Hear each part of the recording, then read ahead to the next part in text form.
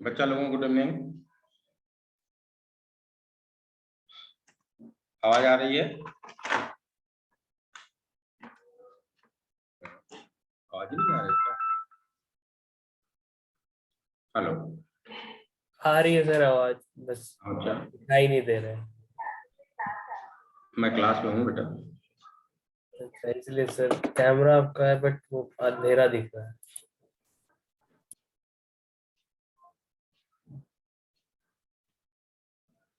मैंने आपके ग्रुप पे एक मैसेज किया था, मैसेज नहीं मिला क्या आप लोग को? क्यों भाई? फोन नहीं है घर पे सर, बस आईडी थी। अच्छा, एक्चुअली वो यूट्यूब पे जो SRBT वाला टेस्ट था ना, उसका डिस्कशन था कोचिंग से, तो इसीलिए मैंने कहा था कि क्लास हम लोग 7:15 पे स्टार्ट करेंगे। तो जस्ट डिस्कशन लेके अभी अभी पहुंचे हैं घर। अच्छा, वहां से लेने में होता है कि उन कोचिंग वाले लैपटॉप है, तो पता चला चल रहा है नहीं चल रहा है, तो इसलिए घर ही से लेना सही रहता है।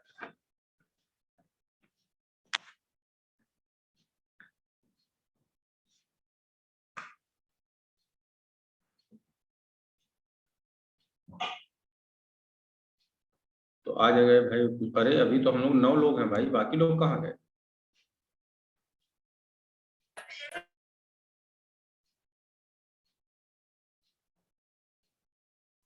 पंद्रह पे आएंगे सर, सब लगता है। हाँ, मुझे भी लग रहा है कि मैंने बोला था ना कि 7:15 पे शुरू करेंगे, तो बच्चे लोग हो सकता है वही सोच रहे हैं।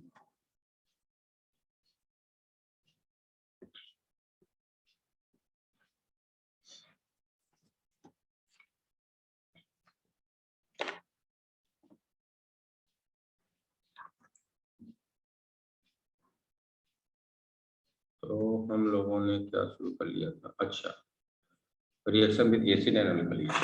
अंतिम हेडिंग यही तो थी, reaction with acid and alkalis, या और कुछ था? नहीं, बोरेक्स भी हो गया था। कहाँ तक हो गया था भाई?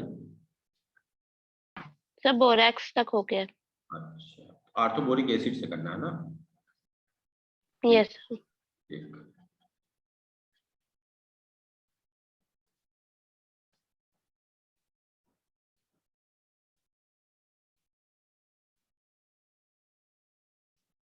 आर्थोबोरिक एसिड से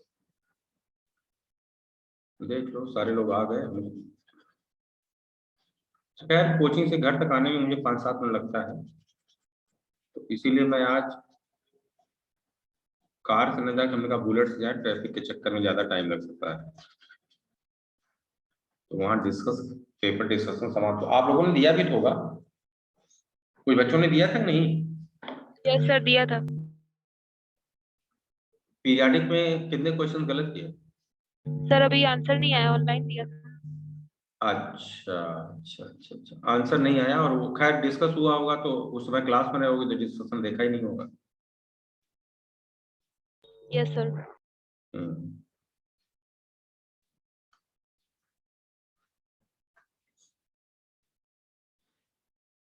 चलो, लोग आ रहे होंगे।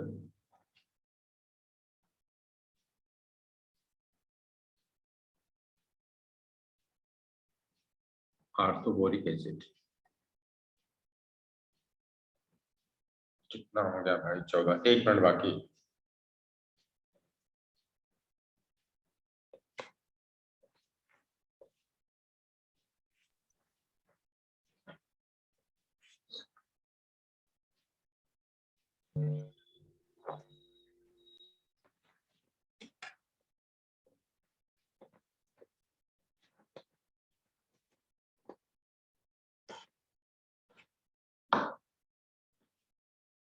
देख लो भाई, 11 कितने बच्चे होते हैं आपके क्लास में? 15-20 बच्चे होते हैं? सर 20 तक तो रहते हैं, 20-22 तक। अरे यार, तभी 9 लोग गायब।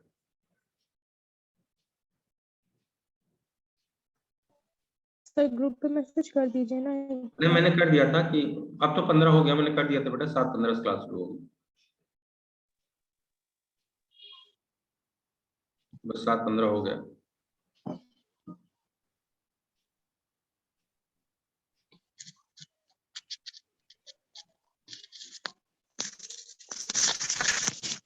चलिए ठीक है, आइए स्टार्ट करते हैं। आर्थोबोरिक एसिड, सबसे पहले आर्थोबोरिक एसिड हमें बनाना है तो हम बोरान का कोई भी कंपाउंड ले लें, एनी कंपाउंड ऑफ बोरान।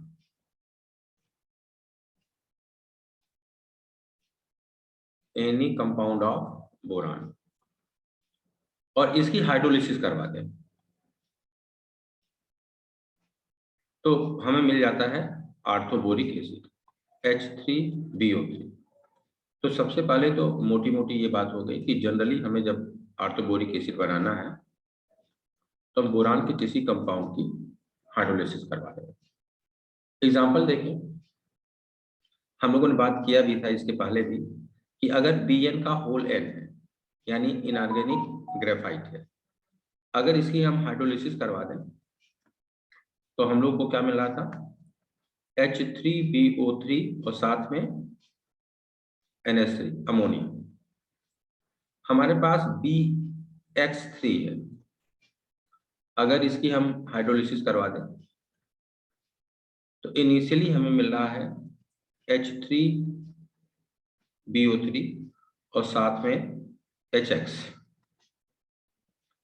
हमारे पास B2S6 है, इसकी अगर हम हाइड्रोलिसिस करवा दें तो यहां हमको मिल जाता है H3BO3 हाइड्रोलिसिस और साथ में मिल जाती है हाइड्रोजन गैस। लेकिन एक प्रिकॉशन यहां है, अगर हमारे पास बोरेक्स है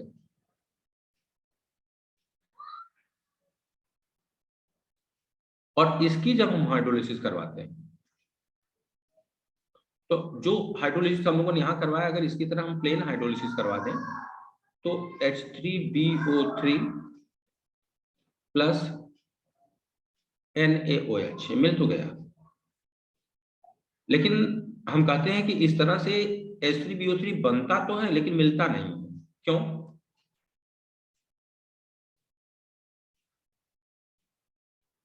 वीपर फॉर्मिंग। Sir strong base weaker acid के प्रेजेंस में वो ब्रेक हो जाएगा ना। हाँ, चूंकि हमारे पास एक स्ट्रॉन्ग बेस है और स्ट्रॉन्ग बेस की उपस्थिति में वीक एसिड को हम अलग नहीं कर सकते, इसीलिए जब बोरेक्स की हाइड्रोलिसिस करवाते हैं तो हम चाहे फ्यू ड्रॉप HCl का या फिर H2SO4 का डालते हैं। और अब होता क्या है, ये दोनों स्ट्रॉन्ग एसिड है, तो जब स्ट्रॉन्ग एसिड स्ट्रॉन्ग बेस है तो ये दोनों आपस में न्यूट्रलाइज कर लेंगे। जैसे अगर आपने HCl डाल दिया तब प्रोडक्ट में जब आपने NaOH लिखा ये नहीं लिखेंगे, अगर आपने HCl डाल दिया तो प्रोडक्ट में क्या लिखेंगे NaCl और H2। तो आप देखो वीक एसिड अलग हो जाएगा। अगर आपने H2SO4 डाल दिया तो प्रोडक्ट में क्या लिखेंगे Na2SO4 और H2। तो अब यहाँ कोई स्ट्रॉन्ग बेस नहीं है, अब हमारा वीक एसिड अलग हो जाएगा। तो इसीलिए हमको ध्यान रखना है कि जब हम बोरेक्स की हाइड्रोलिसिस करवाते हैं तब नॉर्मल हाइड्रोलिसिस नहीं करवाते, बल्कि इसे क्या बोलते हैं एसिडिक हाइड्रोलिसिस। एसिडिक हाइड्रोलिसिस करवाते हैं।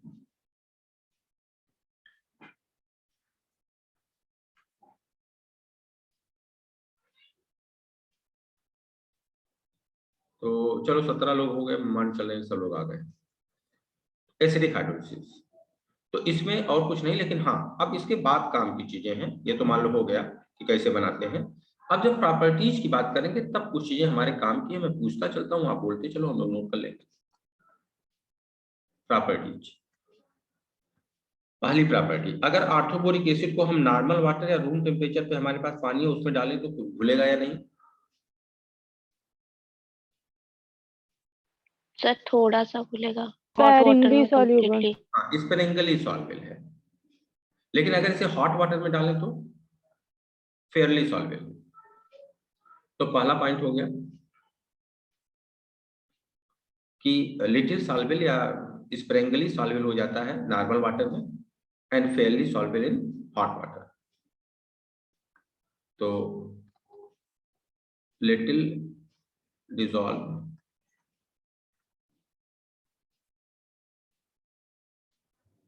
in water at RT room temperature, but get dissolved in hot water.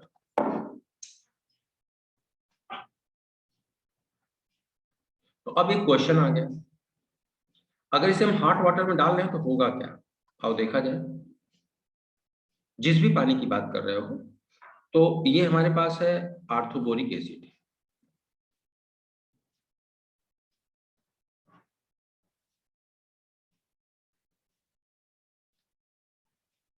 अगर इसे हम पानी में डाल रहे हैं तो पानी का मतलब क्या है? ऑक्सीजन और इसके साथ हाइड्रोजन, ये हाइड्रोजन और यहाँ लोन पेयर है। अब आप बताओ, क्या बोरान का ऑक्टेट पूरा है क्या? नो आज सर। पानी में डिजॉल्व हो रहा है तो हमको देखना है पानी में डिजॉल्व होकर कर क्या रहा है, कैसे हो रहा है डिजॉल्व। तो ये हम लोग को देखना भी, एक लाइन हमने क्या लिखा है कि थोड़ा बहुत डिजॉल्व होता है अगर हम रूम टेम्परेचर पे ले, लेकिन अच्छे से डिजॉल्व हो जाता है अगर हमारे पास हॉट वाटर है। तो ये डिजॉल्व हो क्या रहा है, कर क्या रहा है, ये हम लोग को चेक करना है। तो जरा बताइए, बोरान का ऑक्टेट पूरा है क्या? No sir. बोरान का ऑक्टेट पूरा नहीं, सर लुईस एसिड की तरह एक्ट करेगा। एसिड की तरह काम करे क्योंकि ऑक्टेट पूरा नहीं। और जैसे ही आपने इसे पानी में डाला तो पानी के पास वाटर, वाटर के पास लोन पेयर है, लुईस बेस की तरह काम करेगा। तो यस सर। ऑक्सीजन ने अपना लोन पेयर इसे दे दिया, लेकिन ऑक्सीजन जब लोन पेयर दिया तो एडेक्ट का फॉर्मेशन तो हो गया, इंटरमीडिएट ये बन गया हमारा, ये हमारा इंटरमीडिएट है, एडेक्ट का फॉर्मेशन हो गया।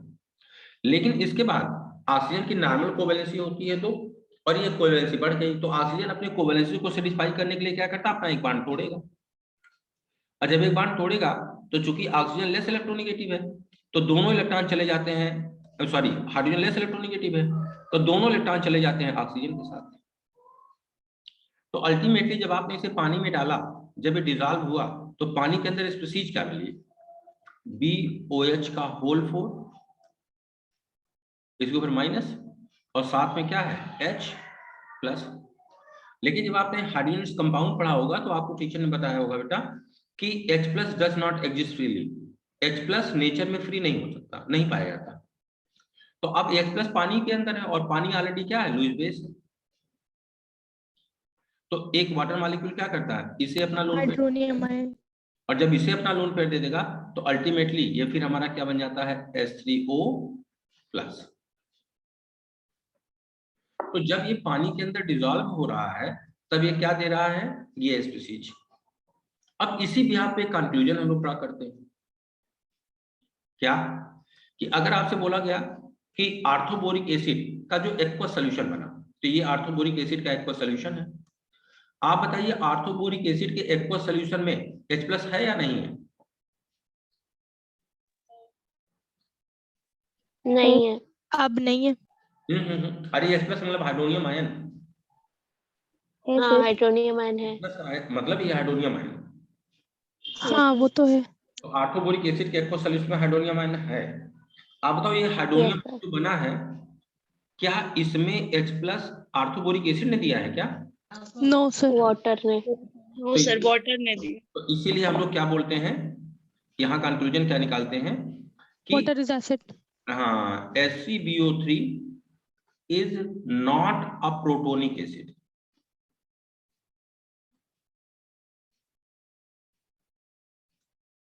यह प्रोटोनिक एसिड नहीं है, प्रोटॉन देने वाला एसिड नहीं है। It is a Lewis acid. क्यों?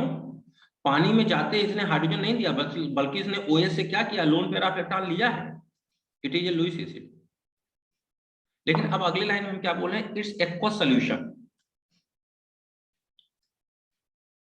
It's aqueous solution contains H plus. कहां से आया है? Water. From water. So sometimes it is considered as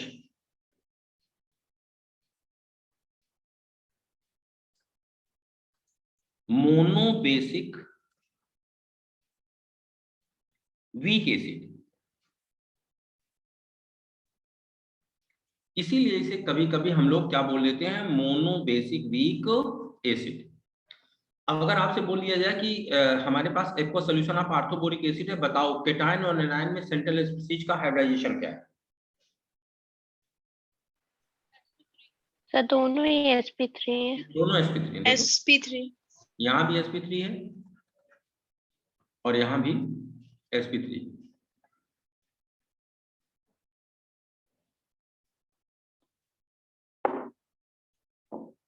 एक चीज और, अब इसके दो यूज, तो इसी कंटिन्यूएशन हम लोग चल रहे हैं, फिर अभी आर्थोबोरिक एसिड देखेंगे, एनसीईआरटी में देख लेंगे।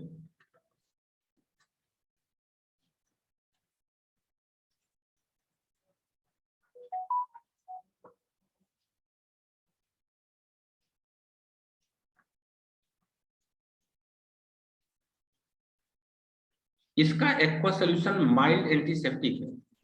अब अगर आपसे बोला जाए इस कारण से आर्थोबोरिक एसिड के एक्वा सोल्यूशन का हम इस्तेमाल क्या करते हैं? सर आई ड्रॉप के फॉर्म में यूज करते हैं।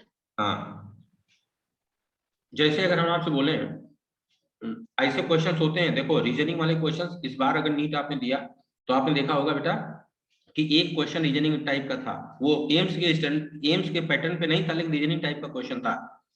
तो कल को आपसे पूछ लिया जाए कि aqua solution of orthoboric acid is mild antiseptic, due to this it is used as eye lotion. अगला question, aqua solution of borax is alkaline in nature, due to this it is used, बता चुके हैं भाई, borax में बोल चुके हैं, बताओ। Water softener. नहीं भाई, क्लीनिंग पर्पज के लिए ये आया हुआ क्वेश्चन है भाई। Aqua solution of borax is alkaline in nature, due to this it is used for cleaning purpose.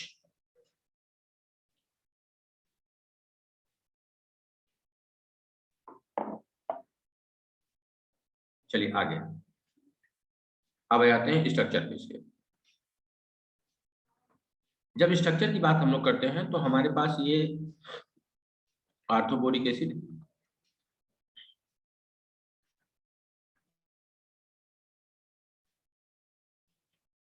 आर्थोबोरिक acid का एक मॉलिक्यूल, सिमिलरली आर्थोबोरिक एसिड का दूसरा भी मॉलिक्यूल होगा।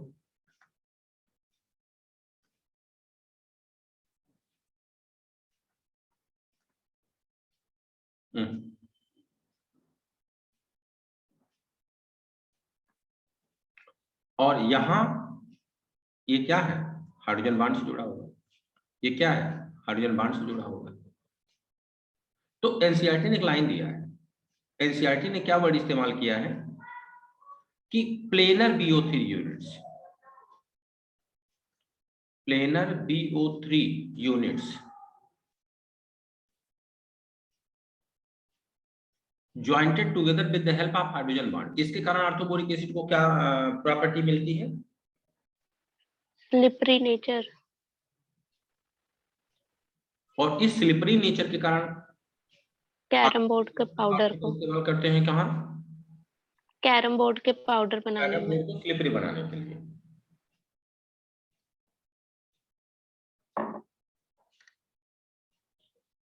ठीक, अब एक क्वेश्चन और आता है, आप बताइए आर्थोबोरिक एसिड में बोरान और ऑक्सीजन का हाइब्रिडाइजेशन। sp2 sp3 बोलो भाई।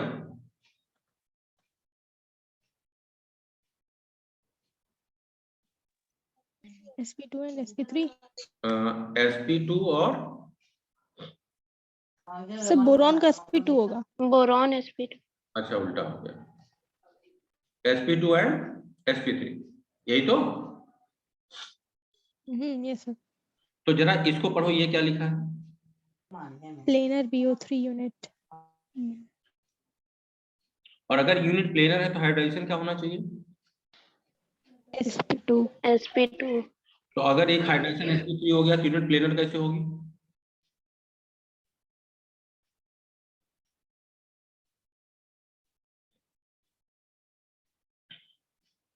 बोलो।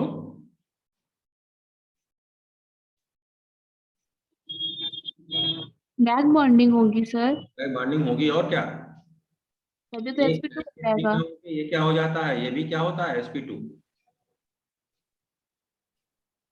और ये sp2 क्यों हो जाता है, ड्यू टू बैक बॉन्डिंग। एक लोन पेयर कहाँ इन्वॉल्व हो बैक जाता है, बॉन्डिंग।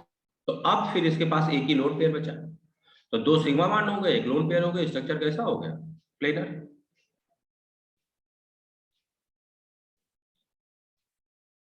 बोलो।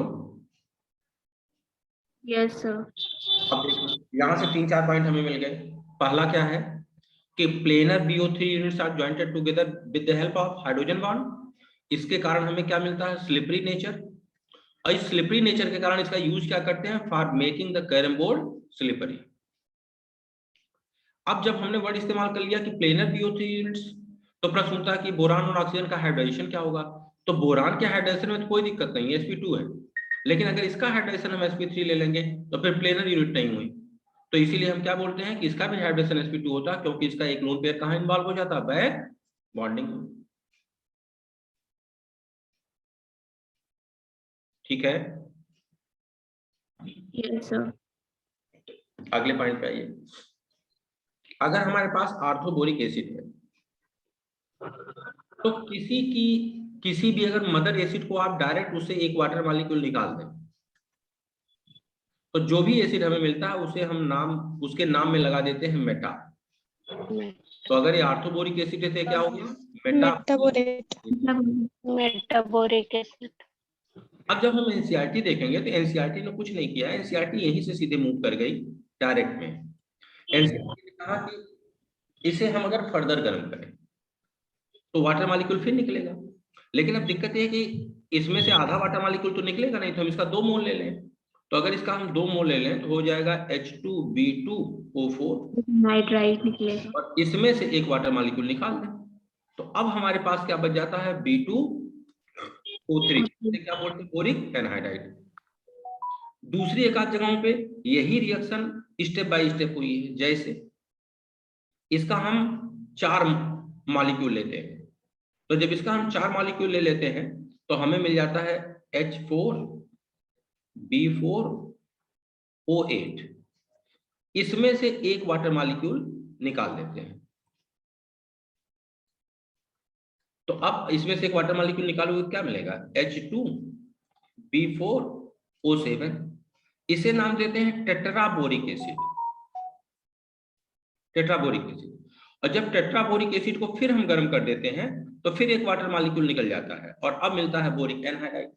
तो ये कुछ अलग नहीं है, वही बातें हैं, बस घुमा फिरा के।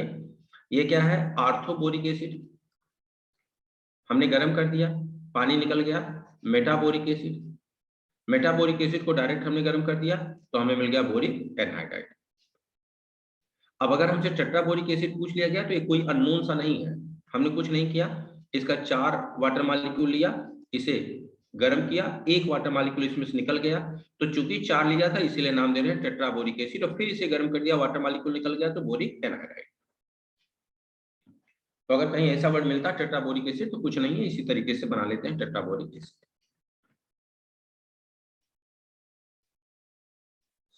ठीक है,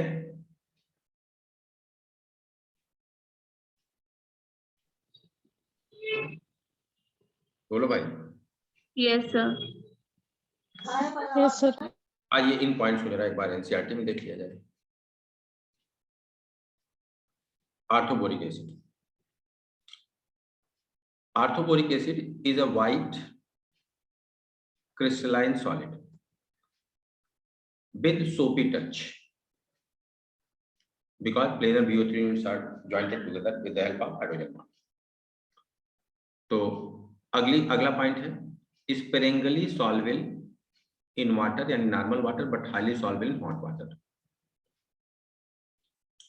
इट कैन बी प्रिपेयर्ड, तो बाकी हम लोगों ने कई मेथड देखा, लेकिन इन्होंने यहाँ ये वर्ड इस्तेमाल कर लिया, देखो acidifying N aqueous solution of borax. क्यों, हम लोगों ने रीजन देख लिया कि आखिर एसिडिफाइंग क्यों करते हैं, ये रिएक्शन हो गई कि स्ट्रॉन्ग को ये एसिड ले लेते हैं। It is also found by the hydrolysis. वही हम लोगों ने क्या बोला कि किसी भी इसे बना सकते हैं। एनसीईआरटी आगे बोल रही है कि hydrolysis reaction with water are done most of the boron compounds. Highlights लेते हैं, हाइड्राइड्स लेते हैं, ETC। इसका स्ट्रक्चर लेयर्ड है, और अगर लेयर्ड स्ट्रक्चर है तो इसका मतलब 2D स्ट्रक्चर है। और इस लेयर स्ट्रक्चर में planar PO3 units are jointed by the hydrogen bond as shown in figure this. नीचे जो फिगर शो किया है, बोरिक एसिड ये वीक मोनोबेसिक एसिड। लेकिन जब मोनोबेसिक वर्ड इस्तेमाल करते हैं तो हम प्रिकॉशन आगे जोड़ देते हैं, ये प्रोटोनिक एसिड नहीं है। तो देखो आगे एनसीईआरटी बोल भी रही है कि ठीक है आप इसे मोनोबेसिक एसिड बोल रहे हो, इसके एक्वस सॉल्यूशन में एक H+ मिलता है, लेकिन आगे बोल रही है कि it is not a protonic acid but act as Lewis acid. क्यों? क्योंकि यह वाटर से या OH से इलेक्ट्रॉन पेयर को एक्सेप्ट करता है, और यहाँ इसका कैटायनिक और एनायनिक स्पीशीज है जब इसका एक्वस सॉल्यूशन हम लोग बनाते हैं तब। जब इसे हम लोग गर्म करते हैं तो हमको मेटाबोरिक एसिड मिलता है, और जब मेटाबोरिक एसिड को फर्दर गर्म कर देते हैं बोरिक एनहाइड्राइड मिलता है। तो इससे ज्यादा ऑर्थोबोरिक एसिड में कुछ है ही नहीं है। और फिर हमने बोला प्लेनर यूनिट्स है, तो इससे एक क्वेश्चन हम लोगों ने और बना लिया कि बैकबॉन्डिंग शो करता है कि बैकबॉन्डिंग शो नहीं करता। अब इन तीनों को मिलाकर के कुछ मिसलेनियस रिएक्शन का एक डायग्राम बनाएंगे हम लोग, मतलब बोरेक्स, ऑर्थोबोरिक एसिड और बोरिक एनहाइड्राइड का मिलाकर एक रिएक्शन डायग्राम देखेंगे। देखो हमारे पास बोरेक्स है,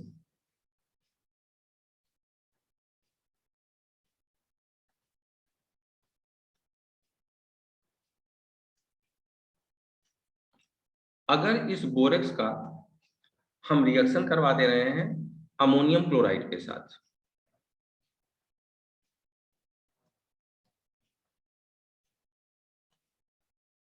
तो हमको मिल जाता है Bn, बोरान का नाइट्राइट। अमोनियम क्लोराइड साथ गर्म कर दिया, बोरान का नाइट्राइट मिल गया। अगर इस बोरेक्स को हम HCl या H2SO4 और क्या ले रहे हैं एक्वस, यानी H+ OH-, तो अभी हम लोग बात करके आ रहे हैं, तो हमको क्या मिल जाता है बोरिक एसिड।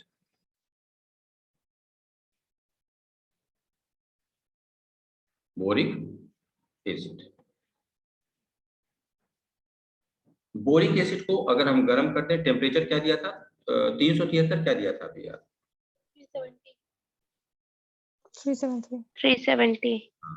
370 वही मतलब लमसम। तो अगर इसे हम 370 केल्विन पे गर्म कर दें तो अभी हम लोगों ने देखा है कि हम लोग को मिल जाता है मेटाबोरेट HbO2 मेटाबोरेट, मेटाबोरिक एसिड हो गया। फर्दर अगर इस मेटाबोरिक एसिड की बात करते हैं और इसे हम फर्दर गर्म कर देते हैं करीब करीब 400 के आसपास, 400-450 के आसपास, करीब करीब 440-450 के आसपास, तो इसमें से फिर एक वाटर मॉलिक्यूल निकल गया। लेकिन इस टेम्परेचर पे जब आप गर्म करते हो तो 4 वाटर मॉलिक्यूल आपस में मिल जाते हैं, तो हमको मिल जाता है H2B4O7 टेट्राबोरिक एसिड। और अगर टेट्राबोरिक एसिड को हम स्ट्रांगली हीट कर दें, स्ट्रांगली हीट, तो हमें मिल जाता है बोरिक एनहाइड्राइड। और बोरिक एसिड को भी अगर हम डायरेक्ट स्ट्रांगली हीट, यानी करीब 500, स्ट्रांग हीट का मतलब होता है 450 के ऊपर 500 के आसपास, तो अगर इसे स्ट्रांगली हीट कर दें तब भी हमको बोरिक एनहाइड्राइड डायरेक्ट मिल जाता है। अगर इस बोरिक एनहाइड्राइड को हम हाइड्रोजन के साथ रिएक्शन करवाएं और कार्बन की उपस्थिति में, तब हमको मिल जाता है BX3 और साथ मिल जाता है कार्बन मोनोऑक्साइड। अगर इस बोरिक एनहाइड्राइड को हम सोडियम या पोटेशियम से रिडक्शन करवा दें, इसको गर्म कर दें, तब हमको मिल जाता है बोरान। लेकिन अगर इसी का हम लोग एल्युमिनियम के साथ रिएक्शन करवा दें तब भी हमको मिलता है बोरान, लेकिन क्या है, क्रिस्टलाइन।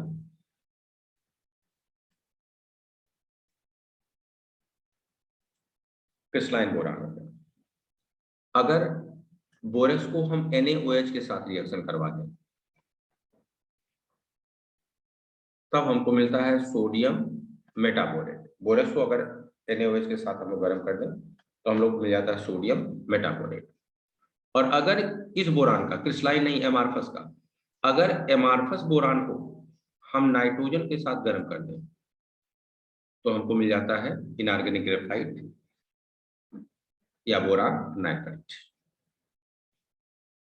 तो वो जो रिएक्शन हम लोगों ने बोरिक एसिड्स का देखे, चेन ऑफ रिएक्शन है, इसमें से ये रिएक्शन आपको एग्जाम में तो नहीं, लेकिन जब आप मॉड्यूल्स वगैरह करते हो एलन के, तो ये वाली रिएक्शंस मिलती है वहां आपको, क्रिस्टलाइन होने वाली।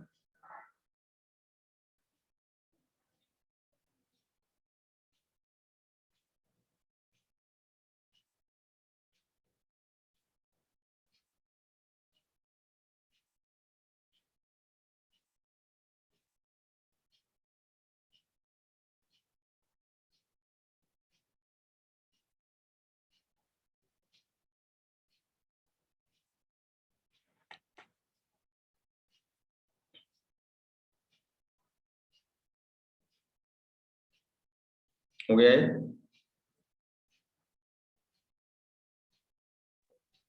सर ये Na के नीचे एल्यूमिनियम कैटालिस्ट है जिससे बोरॉन नहीं क्रिस्टलाइन बना नहीं, है। ये गर्म किया है इधर, और ये एल्यूमिनियम है, और इसे भी क्या करें, गर्म करना है, ठीक है sir. As a reducing agent इस्तेमाल कर रहे हैं। स्ट्रांगली हीट है। और ये SH का मतलब है बेटा स्ट्रांगली। स्ट्रांगली हीट का मतलब होता है 450 के ऊपर, 500 के आसपास। स्ट्रांगली ओके, होता है 500 के आसपास। तो ये Bn का मतलब क्या है? बोरान नाइट्राइट बच्चा, इनऑर्गेनिक ग्रेफाइट। पॉलीमेरिक स्ट्रक्चर आप बोरान नाइट्राइट को क्या बोलते हो, इनऑर्गेनिक ग्रेफाइट ना।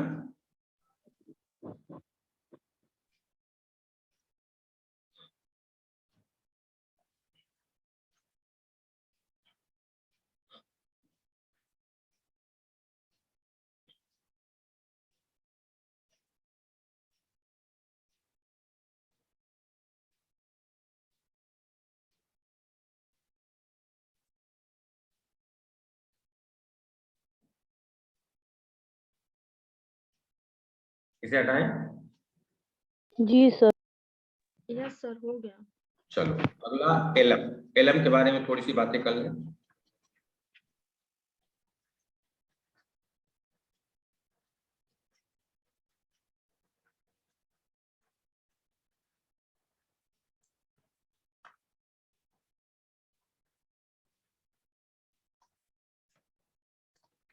सबसे पहला क्वेश्चन, एलम क्या है? नॉर्मल साल्ट है, मिक्स साल्ट है, डबल साल्ट है, क्या है? Double salt.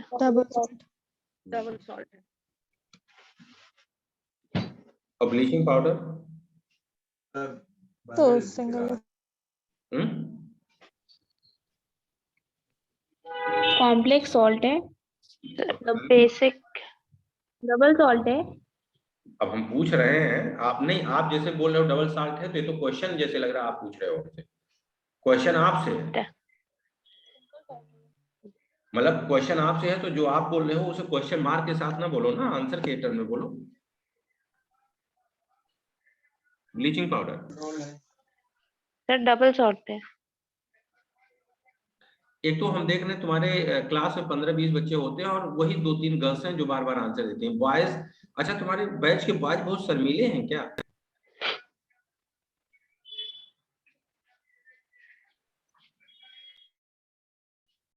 मतलब हमको लग रहा है कि इकलौता बैच है जहाँ बॉयज बॉयज इतने शर्मीले हैं। बॉयज हैं ही नहीं तुम्हारे, हैं तो यार कई लोग।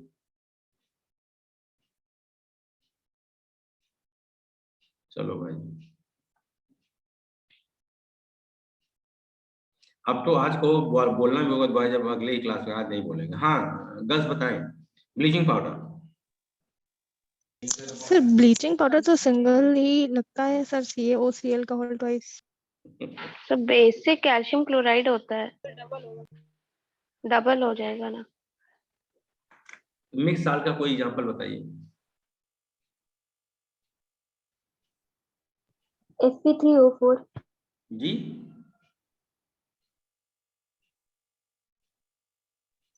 अरे बोलो भाई क्या बोल Sp3O4. हम समझिए H3PO4 sir sodium potassium sulphate. अच्छा सोडियम पोटेशियम सल्फेट सर वो मिक्स का होगा ना सोडियम पोटेशियम सल्फेट तो। Sir, more.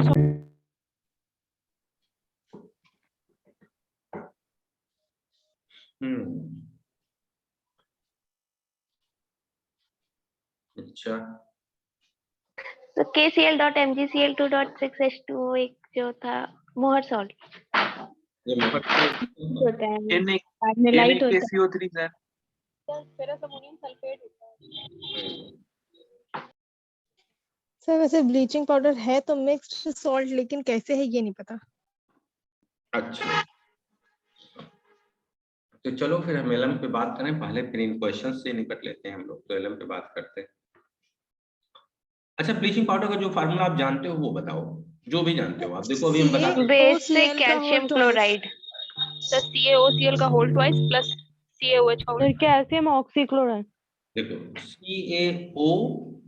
CaOCl2 या कई बार आपने देखा होगा ऐसे लिखा होता है CaOCl का होल ट्वाइस। बोलो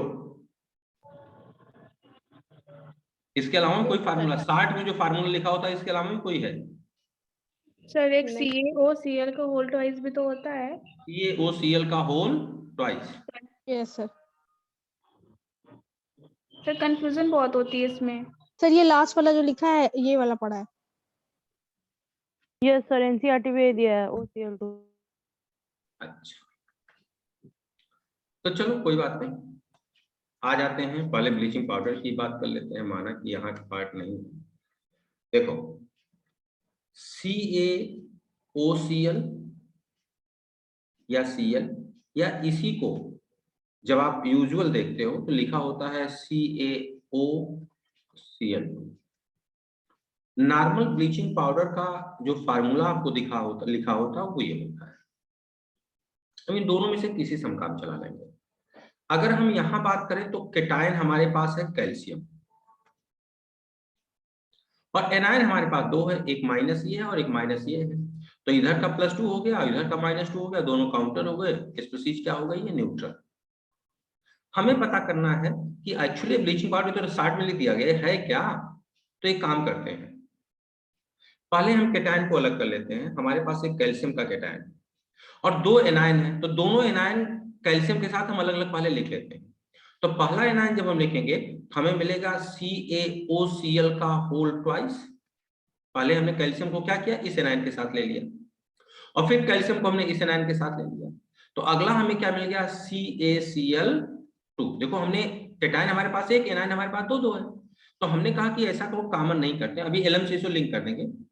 तो हमने कहा ऐसा करते हैं कि पहले से हम फैला के लिख लेते हैं, दोनों को अलग अलग लिख लेते हैं। अब बेटा जब ब्लीचिंग पाउडर आप देखते हो तो इसमें इन दोनों में लगा क्या होता है, NH2O यानी हाइड्रेटेड वाटर होता है। तो अब चूंकि कैल्शियम हाईली इलेक्ट्रोपॉजिटिव है और इसके किसी के कंपाउंड के साथ अगर वाटर मॉलिक्यूल होगा तो जब आप कंपाउंड को अलग अलग करोगे, एक एक पार्ट में तोड़ोगे, तो कैल्शियम का हाइड्रोक्साइड पक्का बनेगा, हाईली इलेक्ट्रोपॉजिटिव है। तो एक चीज और हमें मिल गई, क्या, कैल्शियम का हाइड्रा ऑक्साइड। और इसके बाद अब हम कैलकुलेटेड अमाउंट ऑफ वाटर लिख देते हैं 2H2O। तो देखो जरा इससे हम इस फार्मूले तक कैसे पहुंचे, फिर से वापस आओ। हमने इतना लंबा चौड़ा ब्लीचिंग पाउडर का फार्मूला बना दिया और किस फार्मूले से हम यहां तक आए हैं फिर से देख लो। CaOCl Cl.NH2O ये ब्लीचिंग पाउडर का हमारा फार्मूला था और हमें पता करना था ब्लीचिंग पाउडर एग्जैक्टली है क्या। तो हमने कुछ नहीं किया, हमने इस केटायन को दोनों एनायन के साथ अलग अलग पहले लिख दिया। तो जब इस केटायन को इसके साथ लिखा तो हमें मिला ये, जब इस केटायन को दूसरे वाले Cl के साथ लिखा तो हमें मिला ये। लेकिन चूंकि इसमें वाटर मॉलिक्यूल है और कैल्शियम एक हाईली इलेक्ट्रोपॉजिटिव मेटल है तो इसीलिए अपना हाइड्रोक्साइड भी बनाएगा, तो हमने ये लिख दिया और अब लिख दिया 2H2। तो अगर कल को पूछ लिया जाए कि ब्लीचिंग पाउडर है क्या, बेटा जी यह मिक्सचर है, नॉर्मल नहीं है, ये मिक्स साल्ट है। अब हमसे कोई कल को पूछ दे भाई किसका किसका मिक्सचर, ये तो बता दो।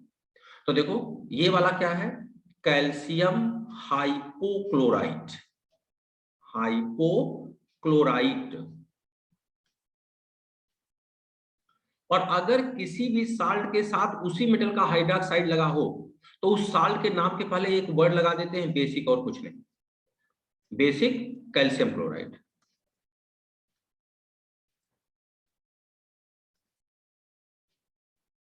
कैल्शियम हाइपोक्लोराइड और कैल्शियम क्लोराइड, इन दोनों का मिक्सचर है आपका ब्लीचिंग पाउडर।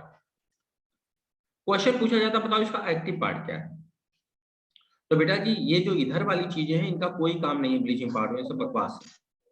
ये पार्ट एक्टिव है, क्यों? जब पानी या एसिड से आप डाइल्यूट एसिड से रिएक्शन करवाते हो तो एक्चुअली ये मिलता है HClO, और HClO अनस्टेबल है, टूट जाता है, और टूट करके देता है HCl और नेसेंट ऑक्सीजन, और इसी के कारण इसका ब्लीचिंग एक्शन होता है, नेसेंट ऑक्सीजन के कारण। तो अगर पूछा गया बताइए ब्लीचिंग पाउडर का एक्टिव पार्ट क्या है, तो कैल्शियम हाइपोक्लोराइट है, और या फिर एनायन बोलना है तो हाइपोक्लोराइट इसका एक्टिव पार्ट है। तो ये है आपका ब्लीचिंग पाउडर। तो अब याद रखो ब्लीचिंग पाउडर, अगर आपको कल को ये लिख दिया गया जैसे अभी एक बच्चे ने बोला था ना सर हमने इसे एनसीईआरटी में देखा है, तो एक्चुअली ये है क्या, ये एक्टिव पार्ट केवल बताया आपने ये, और ये नहीं बताता कि ब्लीचिंग पाउडर मिक्स साल्ट। अगर कहीं ये लिखा है नो डाउट ये ब्लीचिंग पाउडर है, लेकिन ये ब्लीचिंग पाउडर का एक्टिव पार्ट है, क्योंकि ब्लीचिंग पाउडर जब बोलोगे तो it is A mix salt, और मिक्स साल्ट है तो इसका मतलब आपको पूरा बोलना पड़ेगा क्या क्या है, तो पूरा ये पूरा ये it is active part of bleaching powder. जिसका मतलब कहीं अगर आप इसे लिख देते हो तो ब्लीचिंग पाउडर की जो प्रॉपर्टीज है वो इससे एक्सप्लेन हो जाती है, लेकिन यह कंप्लीट ब्लीचिंग पाउडर को रिप्रेजेंट नहीं करता है, it is active part of bleaching powder. Sir अगर ऑप्शन में दोनों आया मतलब ऊपर वाला भी और नीचे वाला भी, तो क्वेश्चन क्या क्या है, चूज करेंगे? किस क्वेश्चन में? मतलब सर ये पूछा गया कि ब्लीचिंग पाउडर है क्या, मतलब ये ऑप्शन में ये भी आया ऊपर वाला भी और नीचे वाला भी। ये आंसर है। ऊपर वाला, हाँ। Okay sir. और अगर पूछ लिया गया कि active part of bleaching powder और ये भी दिया जाए ये भी दिया जाए तो सिर्फ इसे चुनेंगे, ओके क्योंकि ये पूरे ब्लीचिंग पाउडर को रिप्रेजेंट नहीं करता। तब तो ब्लीचिंग पाउडर हमारा जो मिक्स साल्ट है गलत हो गया, अगर आपने इसे बोल दिया तो मिक्स साल्ट थोड़ी, नहीं तो नॉर्मल साल्ट है, और ब्लीचिंग पाउडर हमारा एक मिक्स साल्ट है, इससे हमारा काम नहीं बनेगा। ऐसे एलम को देखो, एलम को हम क्या लिख रहे हैं कि AlSO4 का होल ट्वाइस डॉट 12H2O। बताओ एलम है या नहीं है? है सर। कुछ करना नहीं है, हमने जो लिख दिया एक्चुअली केटायन 2 है। देखो ऊपर वाले में क्या था, केटायन 1 था एनायन 2 थे, यहाँ उल्टा है, यहाँ केटायन 2 है और एनायन 1 है। तो अगर हमें कंप्लीट एलम को ले जाके लिखना ही हो अलग अलग कि है क्या ये, तो हमने हर एक केटायन के साथ एनायन को ले लिया, ये हो गया पोटेशियम का सल्फेट, फिर हमने क्या ले लिया SO4 का होल। और अब जब इन दोनों को हम जोड़ देते हैं तो देखो हमें क्या मिल गया, K2 Al2 SO4 का एक यहाँ 3 यहाँ 4, और इसको 2 से डिवाइड कर दिया, देखो यही वाला फार्मूला आ गया। यहाँ चूंकि 24H2O होता है इसलिए जब डिवाइड कर दिया तो क्या मिल गया 12H2। It is A double salt.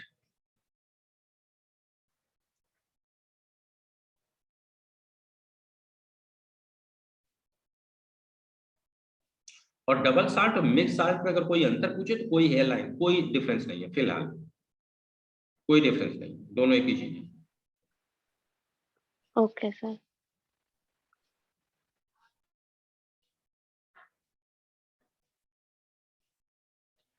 अच्छा तो हम लोग एलएम की बात कर रहे थे।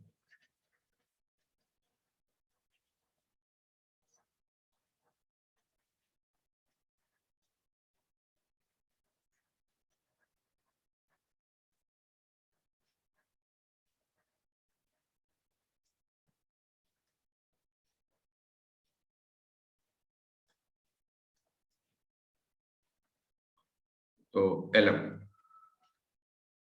जनरल फार्मूला, अगर एलएम का हम लिखें तो हम लोग लिखते हैं M2 SO4 dot M-2 SO4 का होल थ्राइस डॉट 24 H2O। ये LM का जनरल फार्मूला हो गया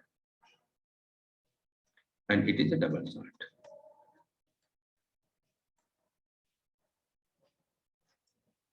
अब आप बताइए, ये जो पहला है ये मोनोवेलेंट केटायन होता है और दूसरा वाला ट्राईवेलेंट केटायन होता है।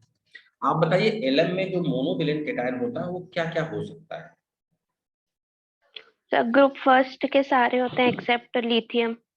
बिल्कुल सही। अमोनियम ले सकते हैं। Group first except lithium. Yes sir. Lithium क्यों नहीं? So because of very small size of lithium. हाँ, Polarizing power. पोलराइजिंग पावर बहुत ज्यादा होता है, ये बड़े सी सल्फेट को क्या करेगा? तोड़ देगा। Yes sir. और बताइए। Sir ammonium. Ammonium. Yes sir. और सिल्वर भी ले सकते हैं Ag+. बिल्कुल ले सकते हैं। Yes sir. और फिलहाल बस सर इतना ही पता है। यहाँ बताइए। सर इसमें एल्युमिनियम ले सकते हैं, हाँ, ये जो Fe+3 ले सकते हैं, क्रोमियम ले सकते हैं। बिल्कुल सही।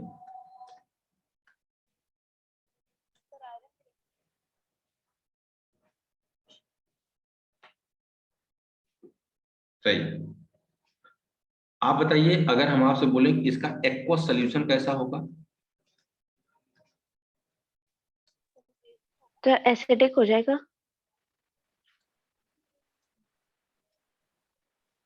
इसका aqueous solution acidic. Acidic due to cationic hydrolysis. Acidic due to cationic hydrolysis. Yes sir.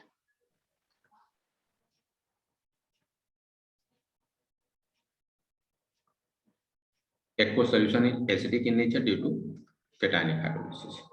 आप बताओ, ये वाटर को साफ करने में, प्यूरिफिकेशन में काम आता है? वाटर प्यूरिफिकेशन में यस सर। Yes sir. कैसे? कैसे? सर रिएक्ट करके स्कम बना देता है और वो नीचे प्रेसिपिटेट कर जाता है। हाँ सही, बिल्कुल सही।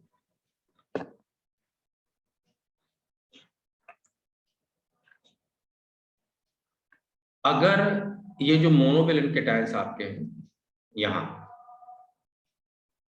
अगर इन मोनोवेलेंट कैटायन को रिप्लेस कर दे डाइवेलेंट कैटायन से,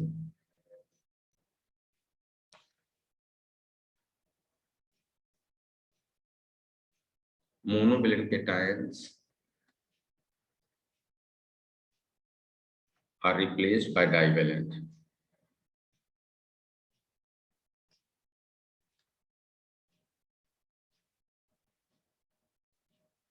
तब इसे नाम क्या देते हैं?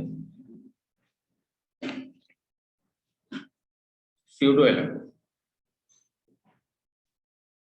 जैसे डाइवेलेंट की अगर बात कर रहे हो, मान लो इस मोनोवेलेंट कैटायन की जगह डाइवेलेंट कैटायन होगा, जैसे कॉपर +2 ले लिया, जिंक +2 मिल गया, Mn+2 हो गया, Pb+2 हो गया, तो इस केस में Mg+2 हो गया, तो इस केस में इसे बोलता हूँ स्यूडो एलम।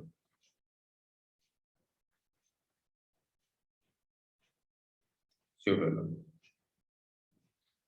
और प्रॉपर्टीज की अगर बात करें तो एंटीबैक्टीरियल है,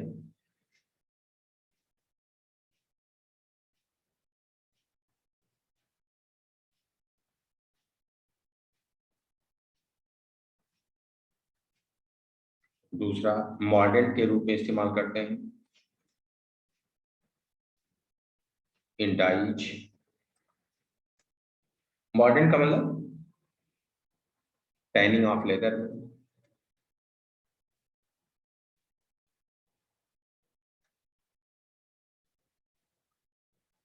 और वाटर प्यूरिफिकेशन, वाटर सॉफ्टनिंग नहीं, वाटर सॉफ्टनिंग अलग चीज।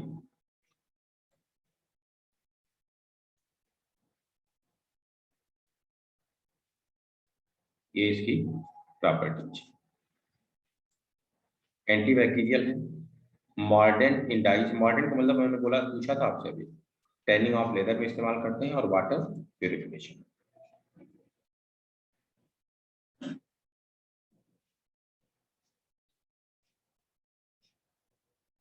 मॉडर्न सर बताइए। सर ये सब एलम का फायदा है कि स्यूडो एलम का? नहीं, एलम की प्रॉपर्टी, स्यूडो एलम नहीं, स्यूडो एलम बस इतना ही दिमाग, स्यूडो एलम में सिर्फ इतना चीज दिमाग में रखो, ये अलग से बिल्कुल बस, बाकी सब इधर एलम से रिलेटेड बातें।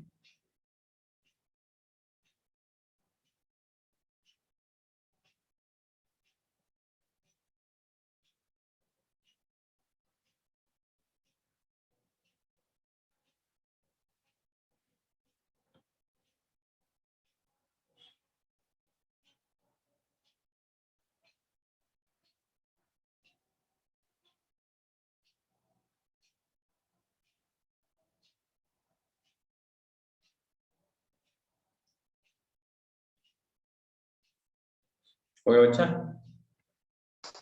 Yes sir. सर ये मॉर्डेंट का मतलब बता दीजिए, नहीं पता। पूछ तो रहे थे अभी हम यार।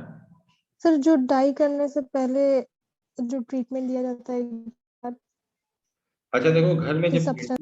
नहीं, नया नया मान लो घर बना, अभी नया नया बिल्कुल ताजा ताजा, तो उसमें जब पेंट किया जाता तो उसके पहले कुछ ध्यान दिए हो कि दीवारों पे क्या लगाया जाता? Putty. Yes sir. Yes sir. Putty का काम क्या होता है? कलर के फिक्सेशन को बढ़ा देना। Yes sir. कपड़ों को जब कलर किया जाता है, फाइबर्स, जैसे कोई भी कपड़ा हो, जो आपका जीन्स है, टी शर्ट है, नीला पीला हरा लाल होता है, तो उसके पहले उसको क्रोमियम हाइड्रोक्साइड में के अंदर डिप करते हैं फाइबर्स को, और फिर उसके ऊपर कलर चढ़ाते हैं। आपने देखा होगा मार्केट में, वही जीन्स लेने जाओ, फैब्रिक्स करीब करीब समान है, वो 500 में मिल जाती है, और जब वही ब्रांड का लेते हो तो 4000 में मिलती है। तो होता क्या, उन फाइबर्स को पहले मॉर्डन में डिप कर दिया जाता, फिर कलर चलाया जाता। तो मॉर्डन क्या करता है कि कलर और फाइबर्स के बीच में ग्लू का काम करता है, फिक्सेशन का काम करता है, तो वो कलर लंबे समय तक है। और नॉर्मल जीन्स जो 500 की लाते हो, 2 बार धुल दो तो डबल जीन्स का मजा देगी, नीला लाए हो तो नीला सफेद दोनों को मजा देगी, और जबकि ब्रांडेड अगर नीला ले आओ तो फिर नीले ही पड़ा रह जाएगा जब तक फट नहीं जाएगा। तो मॉडर्न का मतलब होता है कि कलर और जो भी सरफेस आपने चुना उसके बीच वो फिक्सेशन का काम करता है। तो कह रहे हैं कि मॉडर्न इन डाइज, तो क्या करता है, जिस भी सरफेस के ऊपर आप डाई को फिक्स करना चाहते हो, उस सरफेस और डाई के बीच में क्या करता है, ग्लू का काम करता है, तो चिपकाने का, अच्छे तरीके से फिक्सेशन के काम आता है।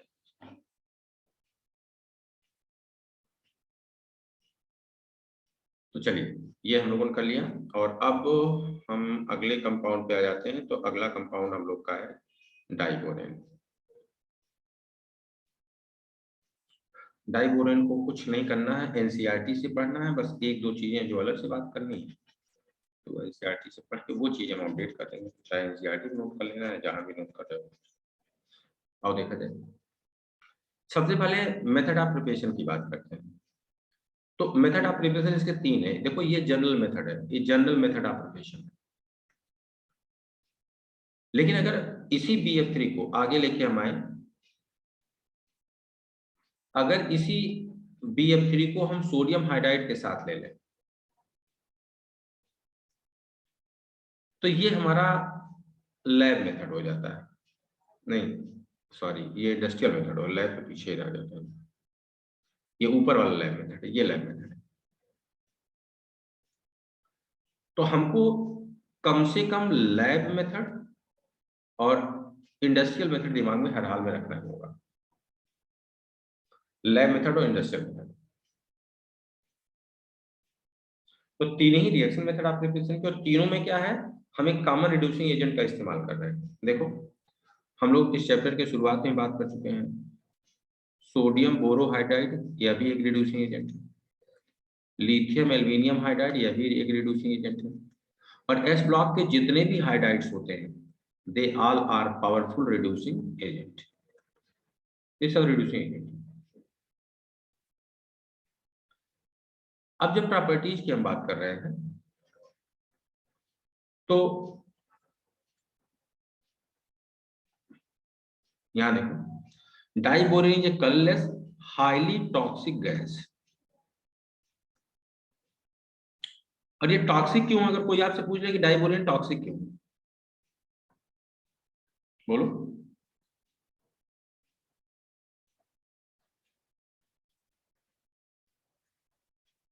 अच्छा छोड़ो, बताओ कार्बन मोनोऑक्साइड टॉक्सिक गैस है या नहीं? है सर। है।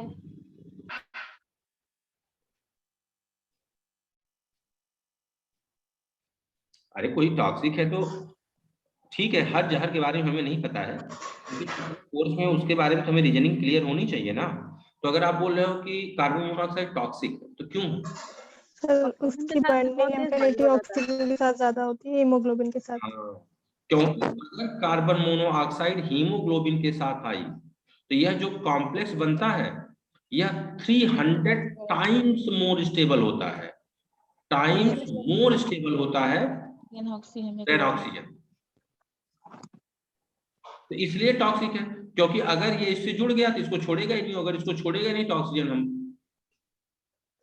हीमोग्लोबिन ऑक्सीजन को फिर ट्रांसपोर्ट कर ही नहीं पाएगा, इसलिए टॉक्सिक है। अब इसी सेंस में हमने आपसे पूछा कि एनसीईआरटी ने लिखा है कि diborane is a highly toxic gas, क्यों? देखो आगे एनसीईआरटी ने रीजन भी दिया है। सर एस्टर रिलीज सर करेगा बहुत इसलिए। तेज फायर मतलब उसमें बहुत सर तेज हाईली आग लगा एक्सोथर्मिक हो आग जाएगा अगर बॉडी के ऑक्सीजन से रिएक्ट कर नहीं, जाएगा बॉडी का तो। ऑक्सीजन से नहीं करेगी। इधर देखो, ester release diborane catches fire spontaneously upon exposure in air. अब तुम बताओ, अगर एक सीसी में एक केन के अंदर डाइबोरेन रखी है और हम मेरे मुंह के सामने खोल दिया गया, या नली लगा के हमारे नाक के अंदर खोल दिया गया, तो हमारे अंदर ट्रैकियल सिस्टम में, रिस्पिरेटरी सिस्टम में एयर तो है ही। और स्पॉन्टेनियस कैचेज फायर, अपने मन से फायर कैच कर, मतलब आग लग जा रही है। तो अगर ट्रैकियल सिस्टम के अंदर हमारे आग लग गई तो जो एनर्जी निकलेगी हाईली एक्सोथर्मिक प्रोसेस है, तो जो एनर्जी निकलेगी क्या हमारे वाइटल टिश्यूज उस एनर्जी को फेस कर पाएंगे क्या? नहीं कर पाएंगे, इसलिए टॉक्सिक है। तो diborane is highly toxic, why? Because spontaneously catches fire on exposure in air, इसलिए पॉइजनस है। अब अगला क्वेश्चन आपसे कोई पूछ सकता है कि आखिर ये अपने मन से आग क्यों? सर डाइबोरेन को एज ए कैरोसिन के उसमें यूज कर सकते हैं, कैरोसिन के इक्वल। किसके? कैरोसिन के।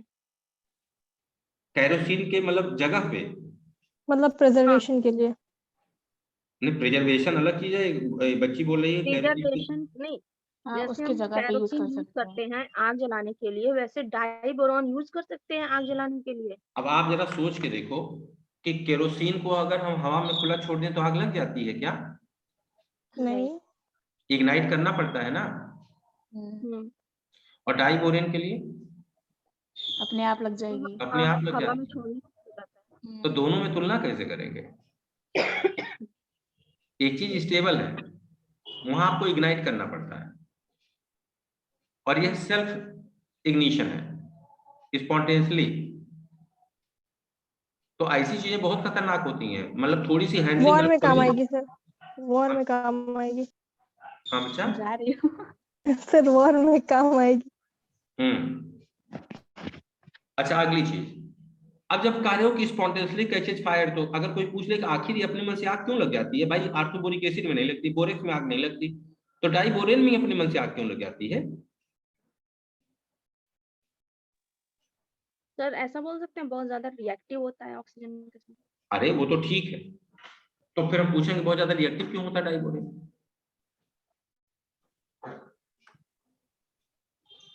याद रखना, ये डाइबोरेन बोरेन की बात नहीं हो रही है, डाइबोरेन की बात हो रही है। बोरेन और डाइबोरेन में अंतर है, ये डाइबोरेन की बात कर रहे हैं सारी चीजें। डाइबोरेन में अपने मन से आग क्यों लग जाती है? सर इसमें स्पेशल बॉन्डिंग होती है, तो इलीगल बॉन्डिंग है, वो बॉन्डिंग है ही नहीं है, वो सिर्फ गलतफहमी में डाइबोरेन जीता है कि हमारा आर्कनेट पूरा है। इलीगल बॉन्डिंग है, और अगर वो इलीगल बॉन्डिंग है तो जैसे ही एयर में आएगा तुरंत तो बॉन्ड अपने आप टूट जाता है। और अगर मॉलिक्यूल के अंदर एयर में आते ही बॉन्ड कोई टूट गया तो इसका मतलब क्या है? मॉलिक्यूल अपने मन से एक्टिवेट हो गए, अरे बांड टूटेगा तो एनर्जी निकलेगी, यस सर। तो मॉलिक्यूल अपने मन से एक्टिवेट हो गए, और अगर एक्टिवेट हो गए तो फिर तो ऑक्सीजन है ही एटमॉस्फेयर में लग जाएगी आग। आगे काम करने के लिए। बोरेन को अगर आप हवा में खुला छोड़ दो, आग नहीं लगेगी, आग नहीं लगेगी। लेकिन डाई बोरेन को हवा में खुला छोड़ दो, तुरंत आग लग जाएगी, क्योंकि यह सिर्फ लुईस एसिड है। यह जब एयर में खुला आएगा तो कोशिश करेगा कि कोई लोन पेयर देने वाला मिल जाए, लेकिन ये इलीगल बॉन्डिंग का प्रोडक्ट है। तो जैसे ही तुम इसे हवा में खुले ले आओगे, तुरंत पहले ये बांड टूटता है, और अगर ये बांड टूटा तो जो एनर्जी निकलेगी वो इन दोनों को एक्टिवेट कर देती है, और फर्दर ऑक्सीजन से रिएक्शन करके क्या करते हैं, करेस्पॉन्डिंग ऑक्साइड बना लेते हैं।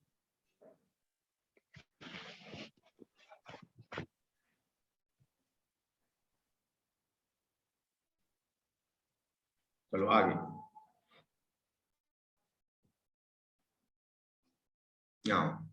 Most of the higher boranes are also. अच्छा, बोरेन का जनरल फार्मूला क्या है? BnHn plus 4 BnHn plus हाँ, 2 BnHn plus 4 या BnHn plus, अगला क्या बोले हो? +2 6 6 अब यहां देखो, most of the higher borane, इसका मतलब क्या है कि जो बोरेन आप जानते हो इकलौता बोरेन नहीं है, वो सबसे सिंपल बोरेन है, वो सबसे सिंपल बोरेन है। इसका मतलब इसके अलावा भी बोरेन्स होते हैं, इसके अलावा बोरेन कैसे है, जनरल फार्मूला है। तो most of the higher boranes are also spontaneously flammable in air. क्यों? सब में लीगल बॉन्डिंग होती है। अब बोरेन्स आर हाइड्रली, देखो बोरेन्स आर रेडियली हाइड्रोलाइज। क्यों? अब इनकी जो सुपर रिएक्टिविटी है वो सिर्फ बनाना बॉन्ड के कारण है। इनको कोई भी लुईस बेस या किसी के संपर्क में आते हैं तो तुरंत पहले इनके बीच का बॉन्ड टूट जाता है, मैंने मॉलिक्यूल एक्टिवेट हो जाते हैं। और जब हाइड्रोलिसिस करवाओगे तो क्या होगा? तो अभी हम लोगों ने जब बोरिक एसिड बनाया था तो रिएक्शन देखी। अब ये नीचे वाली reaction important reaction, diborane undergo cleavage reaction with Lewis base. अब ये क्लीवेज जो है, ये क्लीवेज दो तरह से होता है, एक होता है होमोलाइटिक क्लीवेज, एक होता है हेट्रोलाइटिक क्लीवेज। तो ये क्लीवेज दो तरीके से होता है, एक है होमोलाइटिक, सिमेट्रिकल एंड सिमेट्रिकल। हाँ, एक है हेट्रोलाइटिक। वही होमोलाइटिक को सिमेट्रिकल क्लीवेज, हेट्रोलाइटिक को अनसिमेट्रिकल क्लीवेज। ये है क्या? तो यहां जरा देखो, होमोलाइटिक और हेट्रोलाइटिक है क्या?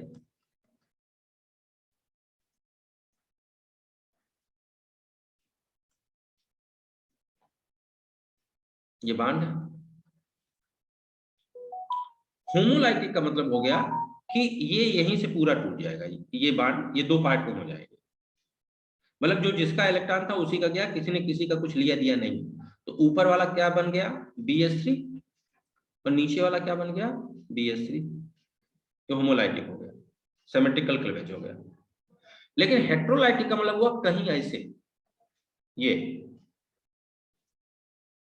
अरे पेन भी पता नहीं यार, पैड में गड़बड़ है कि मेरी हाथी में गड़बड़ है, लिखो कहीं जाता कहीं गया।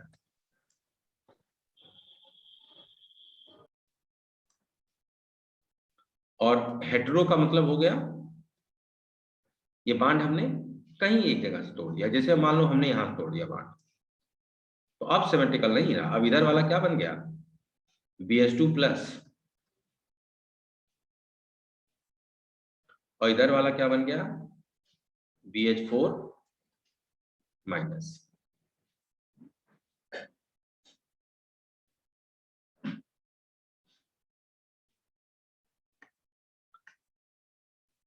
अब अगर होमो हेट्रोलाइटिक की बात करें और नाइट्रोजन कंटेनिंग स्पीशीज के साथ की बात करें, तो अगर आपका टर्सरी एमीन है तो होमोलाइटिक है,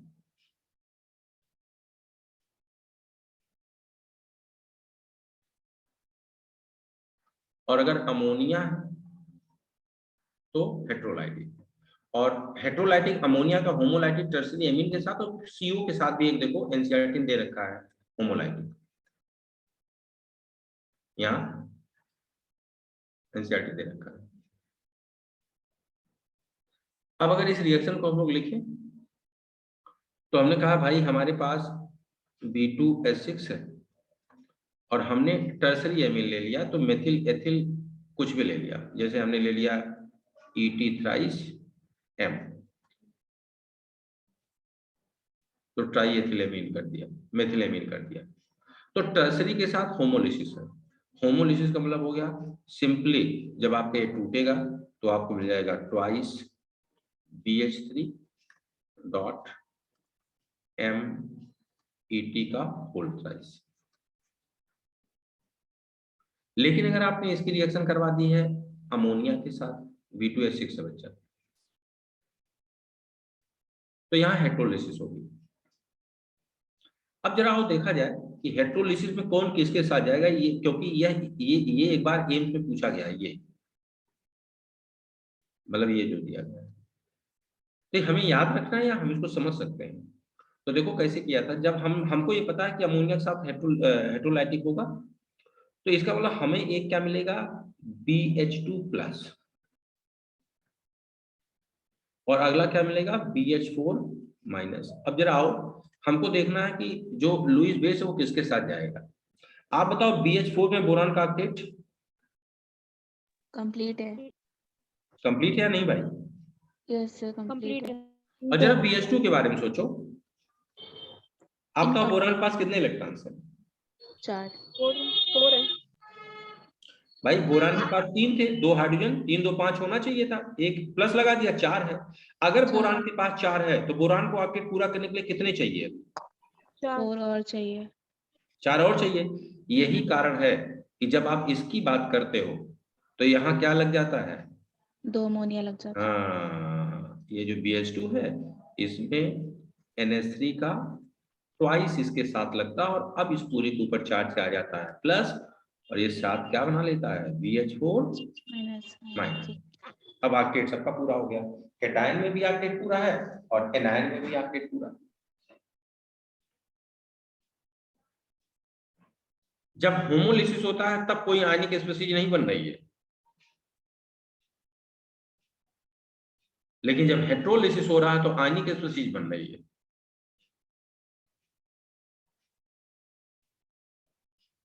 यानी जब अमोनिया से रिएक्शन कर रहा है तो जो इंटरमीडिएट है वो एक आयनिक कंपाउंड है, और जब टर्सरी एमीन से रिएक्शन कर रहा है तब ऐसा कुछ नहीं।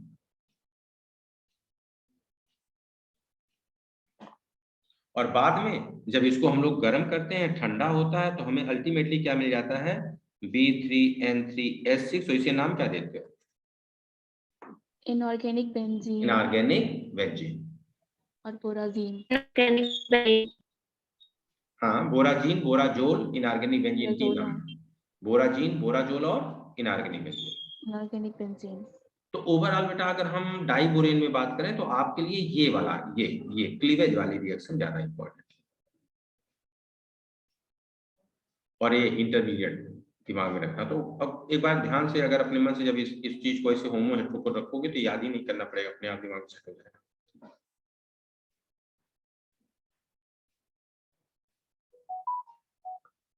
डाइबोरेन के स्ट्रक्चर में हमें लगता है सब कुछ पता है, कुछ मेरे पूछने जैसा है नहीं। चलो अच्छा हम पूछ ही लेते हैं, पूछने के लिए साइंस पढ़ रहे हो तो पूछने की कोई सीमा थोड़ी नहीं होती। चलो पूछ लेते हैं कुछ।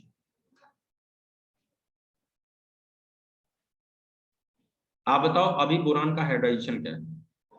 sp3। बहुत सही बेटा, sp2 है। sp2 पे ज्योमेट्री बोलो। 2D 3D? Triangular plane. 2D। 2D। Bond angle बोलो। 120। 120।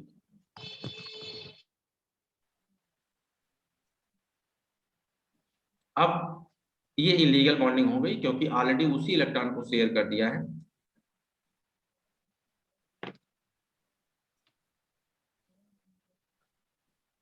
तीन नाम इसको देते हो, कौन कौन से तीन नाम हैं? Banana bond, banana bond, tau bond और banana bond, hydrogen center bond, two 3 electron centre 2 bond. Electron. बस बस बस बस बस, बीच में क्या बोला, बीच में क्या बोला, वो फिर से बोलो। बनाना बॉन्ड और tau bond. Banana bond and tau bond, hydrogen bridge bond. Hydrogen bridge bond, hydrogen bond ना बोल देना, hydrogen bridge yes sir, bond, hydrogen bond अलग अलग चीज है। Yes sir. तो ये बनाना बॉन्ड है, इसी को बोलते हैं। अच्छा तो इसको 3 सेंटर 2 इलेक्ट्रॉन बॉन्ड क्यों बोलते हैं? 2 इलेक्ट्रॉन तो 2 इलेक्ट्रॉन 3 सेंटर्स में जाते हैं। हाँ, 3 एटम की स्टेबिलिटी को, 2 इलेक्ट्रॉन जो है वो 3 एटम की स्टेबिलिटी को चूंकि गवर्न करते हैं, इसलिए इसे बोलते हैं 3 सेंटर 2 इलेक्ट्रॉन। इसे हाइड्रोजन ब्रिज बॉन्ड बोलते हैं, क्यों? क्योंकि अगर हाइड्रोजन ना होता है, पुल के बीचों बीच अगर हाइड्रोजन ना होता तो ये बॉन्ड बनता ही नहीं, राइट। अब बताओ, जब ये बॉन्ड बन गया तो अब हाइब्रिडाइजेशन बोरान का क्या हो गया? sp3 sp3। sp3। आप बताओ, अगर ये sp3 हो गया तो ज्योमेट्री 3D हो गई, yes sir और बॉन्ड एंगल क्या होना चाहिए? 109। 9 क्या बॉन्ड एंगल 109 होता है क्या? नहीं होता है no कारण?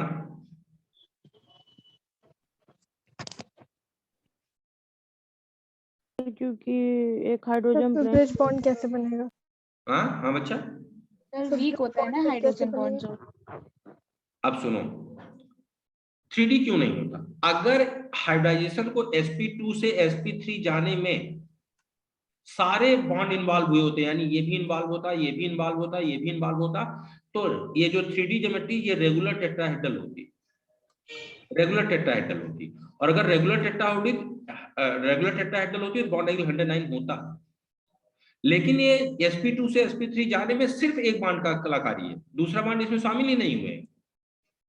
सिर्फ ये जो ज्योमेट्री 2D से 3D चली गई, सिर्फ एक बॉन्ड के कारण गई है, इस वाले बॉन्ड के कारण, बाकी दोनों बॉन्ड का इसमें कोई कंट्रीब्यूशन नहीं है।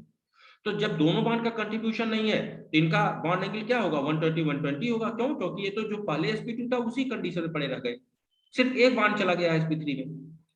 और अगर एक बॉन्ड कारण sp3 गया तो ओवरऑल होना चाहिए था 109, लेकिन ये दोनों 120 पे ही रह गए। तो आप बताओ, अगर ये दोनों 120 पे रह गए, होना चाहिए था 109, लेकिन सारे 109। तो अगर कोई दो बॉन्ड 120 पे मेंटेन रह जाएंगे तो ये 109 होगा ही कैसे? इसे कम होना पड़ेगा फिर, तभी तो सिमेट्री मेंटेन करेंगे 360 की। तो यही रीजन है कि यहाँ जब 109 sp3 होता तो 109 नहीं मिलता। क्यों? क्योंकि सिर्फ एक बॉन्ड के कारण ज्योमेट्री 2D से 3D में गई है। पहले इसमें सिर्फ लंबाई और चौड़ाई था, ऊंचाई सिर्फ एक बॉन्ड के कारण आई। इसीलिए जो ऊंचाई और गहराई है, यानी इस प्लेन के ऊपर जो है, इस प्लेन के नीचे जो बॉन्ड गया है, उन दोनों के बीच का जो एंगल होता है वो 97 होता है, 109 केसी का। जबकि sp3 में 109 होना चाहिए था, क्योंकि लोन पेयर कहीं नहीं है, लेकिन रेगुलर नहीं है, हर बॉन्ड के कारण sp3 में नहीं गया, सिर्फ एक बॉन्ड के कारण sp3 ज्योमेट्री हुई है, 3D में ज्योमेट्री गई है। तो इसीलिए आपको 109 नहीं मिलता है, किनारे किनारे 120 मिलता है। और जिस बॉन्ड के कारण sp3 में आप गए हो, तो चूंकि किनारे वाले 120 पे मेंटेन है, वो 120 से कम जा ही नहीं रहे हैं, तो इसीलिए जो जिसके कारण sp3 गए हो वहां भी 109 मिलता है, नहीं 109 से कम हो जाता, बॉन्ड 97 मिल जाता है। और रेगुलर टेट्राहेड्रल होता तो हर बॉन्ड फिर 109 मिलता। सर तो इसका हाइब्रिडाइजेशन sp2 बताएंगे? sp3 बताओगी? नहीं, इधर आपने लिखा है ना ये sp2।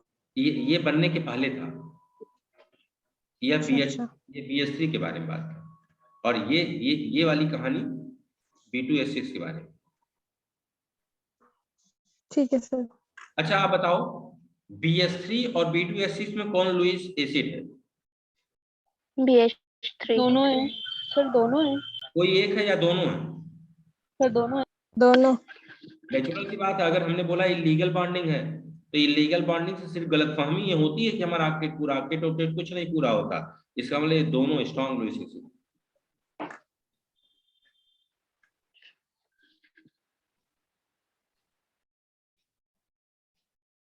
ठीक है। यस सर चलिए इसके आगे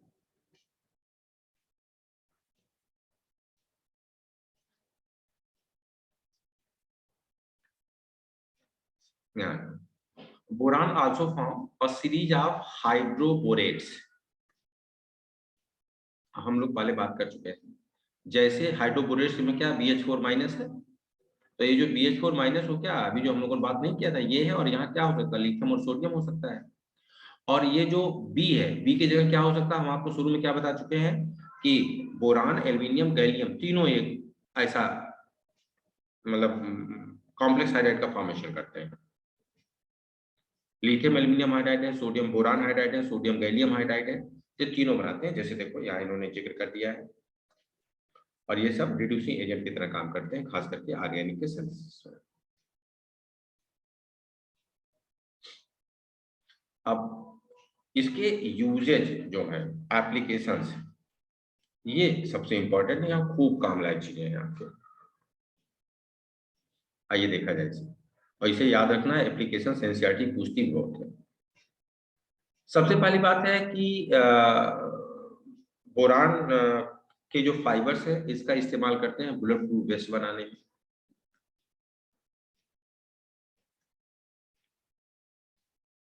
अगला, जो बोरान का एक आइसोटोप है B10, इसमें बहुत स्ट्रॉन्ग एबिलिटी होती है न्यूट्रॉन को एब्जॉर्ब करने के लिए, और इसीलिए metal borides are used in nuclear industry as protective shield और कंट्रोल रॉड।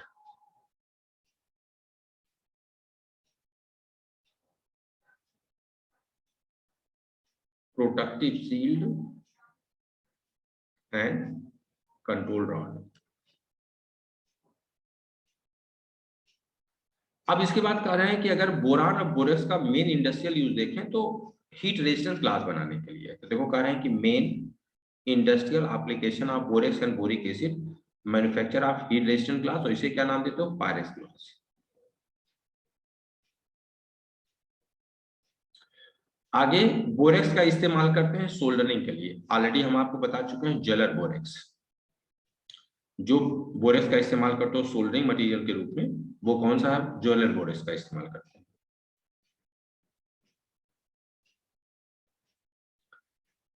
आगे कह रहे हैं कि an aqueous solution of orthoboric acid is generally use as mild antiseptic, और अभी हम लोगों ने बात किया था कि इसका इस्तेमाल करते हैं आई लोशन के रूप में।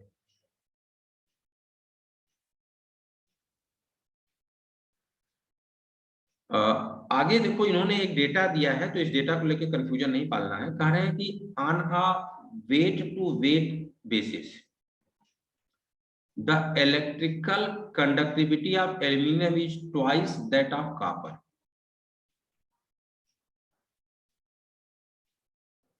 जबकि अगर उल्टा की बात करते हो, अगर हमको ऐसे पूछा जाए, ये वेट टू वेट जो इन्होंने एक वर्ड जोड़ दिया, इसे छोड़ दें।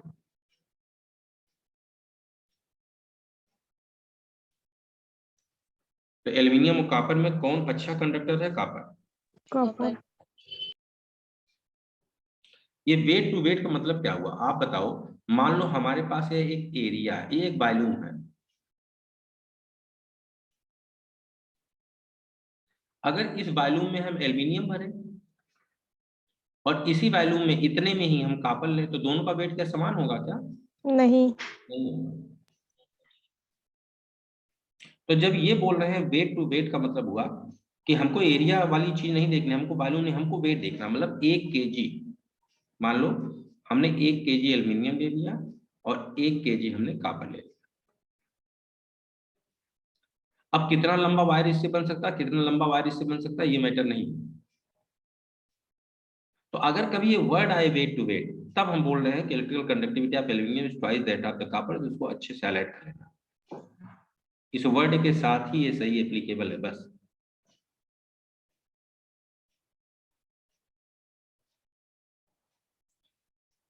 और खास करके एल्यूमिनियम का इस्तेमाल डोमेस्टिक पर्पज के लिए हम लोग नहीं करते, डोमेस्टिक अप्लायंसेज में अब रिड्यूस कर रहे हैं धीरे धीरे। कारण है कि ये हमारे बॉडी के लिए हार्मफुल।